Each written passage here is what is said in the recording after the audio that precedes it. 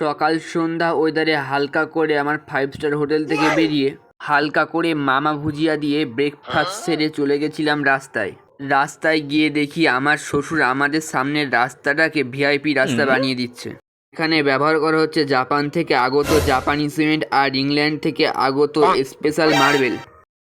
আর বালির কথা নাই বা বললাম, তোমরা সবই বোঝো তো ভিআইপি লোকের ভিআইপি ব্যাপার। তারপরে সন্ধেবেলা হাত ঘড়ি, পা ঘড়ি, দেয়াল ঘড়ি সব পরে চলে গেছিলাম মেলায়, কারণ আজ আমাদের মেলায় ঠাকুর বিসর্জন আর খেলাধুলার প্রাইজ হিসাবে 6 চাকা, 9 চাকা, 11 চাকা গাড়ি বিতরণ।